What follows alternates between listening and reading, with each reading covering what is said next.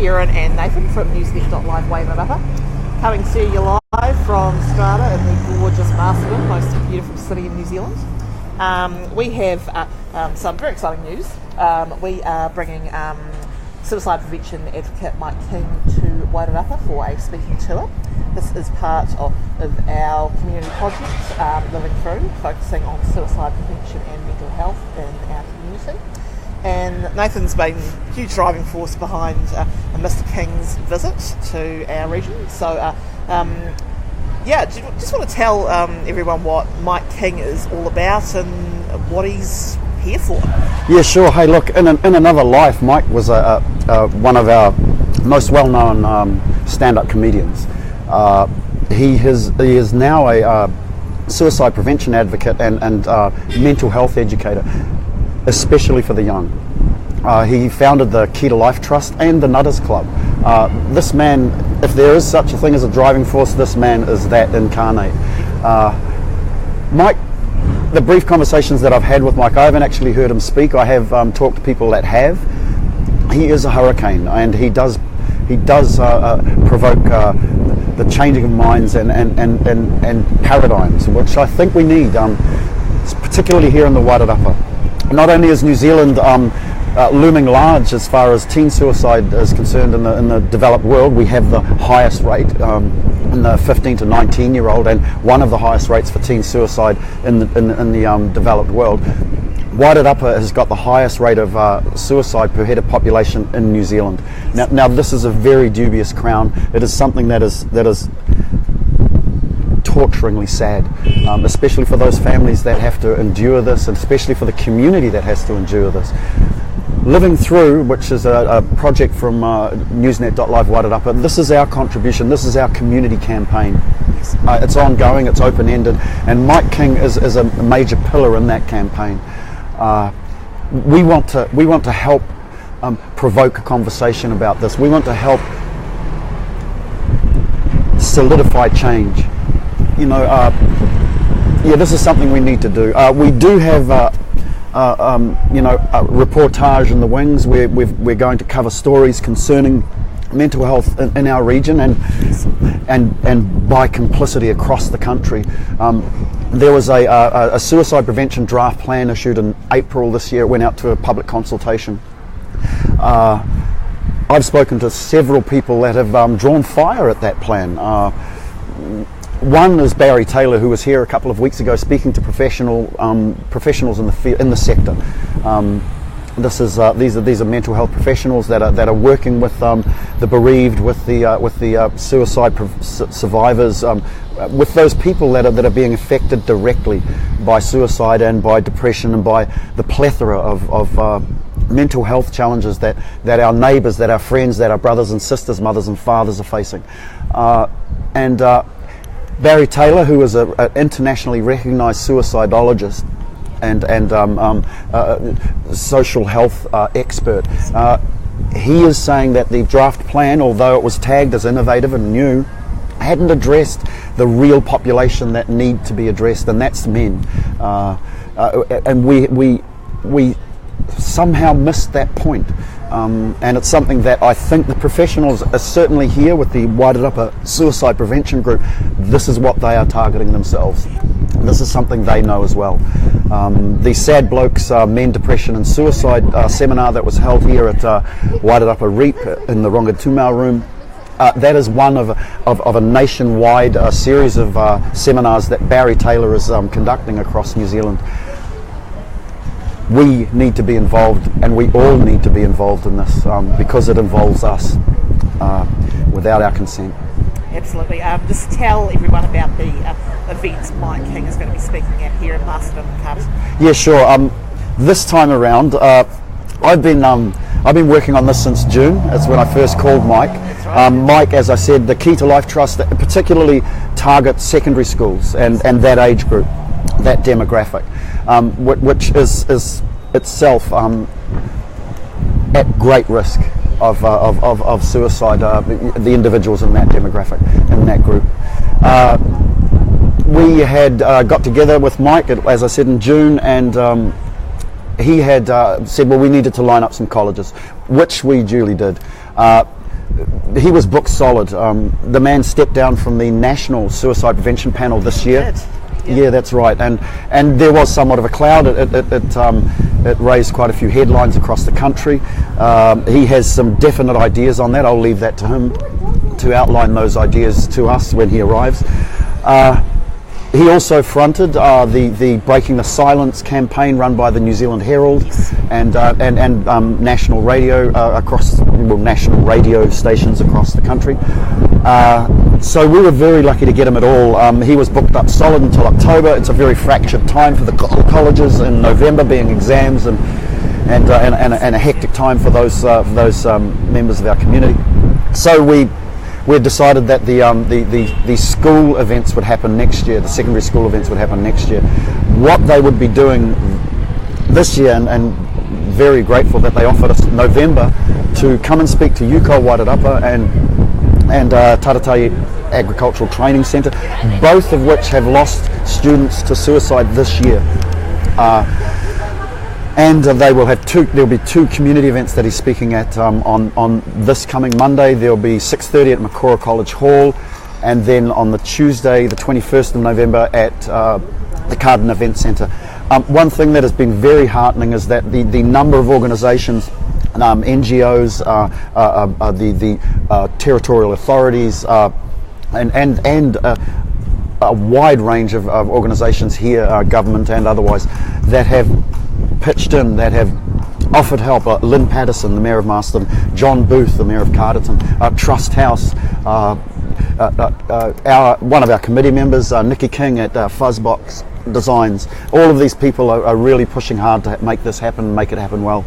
And we believe Mike is somebody we need to hear. He's a unique voice in the New Zealand landscape, and we do need to hear what he has to say. Yeah, absolutely. Mike talks a lot about sort of like very much destigmatising mental illness, destigmatising suicide, and actually making it a conversation in a country which doesn't really much like talk about it. Yeah, that's right. I think New Zealand's not alone, I expect, with that. I think it's because mental health is not an apparent illness. No. It's veiled. And people see it as dangerous, and people see it as unapproachable, people see it as irrevocable, unchangeable, irreparable. Yes. And all of that is wrong. I think, personally, I believe that it will take all of us. There needs to be a critical threshold of us change our minds, change our attitudes, and there will be a brighter day. Absolutely. As you mentioned, John Booth has been extremely supportive of us. He will be opening for Mike King at the Carterton event.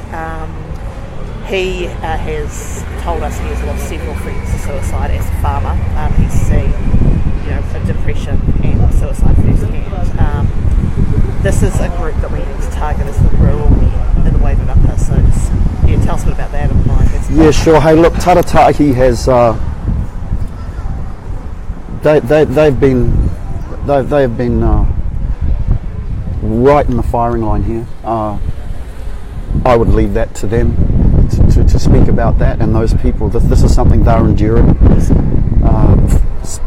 for several reasons. They need most to hear Mike, more than most, as do UCOL Wairarapa and that fraternity, that cisternity of people, yep. That brethren and sistren of people. Farmers in particular, the laconic farmer who keeps his troubles to himself, who just deals with life, who wades through every problem. Staunch, stoic, big boys don't cry, keep your shit to yourself. If you don't make it, you're a loser. All of these things are killing men, and particularly killing men on the farm. These are not healthy life attitudes to carry. There's a saying, too tough for your own good. I think that New Zealand men are taught that this is the way to be, and it seems to be the way to not be. Yeah, absolutely. I do remember Federated Farmers making a statement one time several years ago that farmers are more at risk of dying by suicides than they are in quad bike accidents. And yeah, that's not right. I think like isolation contributes a lot to that as well. Yeah, that's right. I think suicide is one of the main killers across the board. Yeah, absolutely. More so than cancer or car crashes. Yeah. Just it's something we all must struggle with. Myself and my partner Bonnie, the camera woman here today, we counted up 15 families that we know. Yeah. And that's phenomenal. That is phenomenal. This is just for two people. Yeah. Living in one province in New Zealand. It's phenomenal, and it has to change. Absolutely. Do you think Wairarapa is unique? Does it have a unique set of circumstances which are leading people to take their own lives, or is it just a symptom of a bigger problem? Yeah, I don't think that we stand apart from the rest of our country. We're not just a reflection of the country. We are what's happening. Yeah. A microcosm, if you will. This is how it is everywhere. The topping the statistics table is not something we do every year. No. I hope, but it's something that goes to show how difficult it is in the provinces, how difficult it is right now. I mean, there would be a myriad of reasons for this: economic, social, personal, individual. Apparently, most of the people that do take their own lives, they don't present to mental health. This is apparently a truism. They don't actually present. So they're not actually crossing that bridge that may help them. The decision is made before they get there, and the decision is made in that moment, in that one suicidal moment. I've heard say that most suicides, if not all, happen and are decided within an hour before they occur. Now these things, rightly or wrongly, these things need to be explored, discussed. This needs to be known. Absolutely. It was something very interesting that Barry Taylor said when you spoke to him, that it's, you do get a lot of men whose depression is sort of triggered by sort of the feeling of being disposable, not being useful, being thrown away. And I do think that we have a real throwaway culture, not when it comes to throwing away items, but throwing away rubbish, but also throwing away our relationships, the way in which people get made redundant from jobs, technology replacing so many jobs. I think we've just become a throwaway society in general. I think that does affect a lot of people, but that's something that struck me anyway. Yeah, I think it's not just confined to men. I think that you're right. It's our interpersonal relationships. They're dispensable. They're disposable. I wouldn't go so far to say that we're a big generation or a big people. That we we're one-use wonders. Yeah. We're not. But we need to value each other. We need to value ourselves as multifaceted, as contributors to society.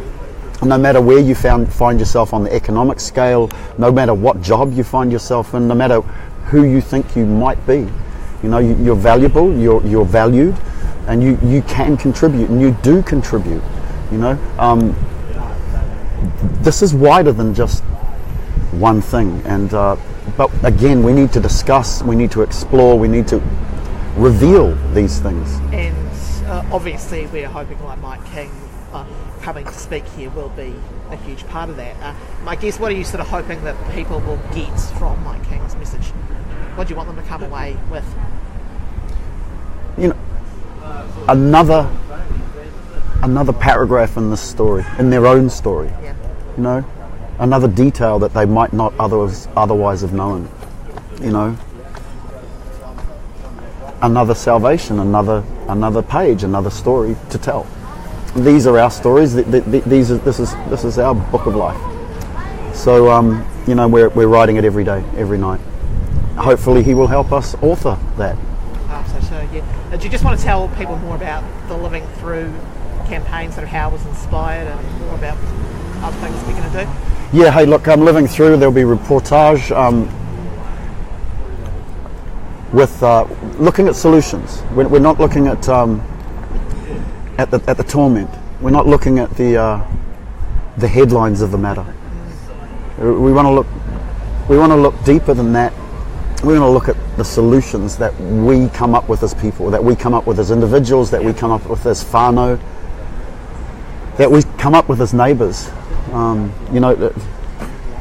Look, it's a matter of reaching a critical threshold of us. Yeah. That hope and that take action on that hope. There's a saying from a guy, Antonio Gramsci, that you have pessimism of the intellect, optimism of the will. I think that's what we need to do. We need to do that together.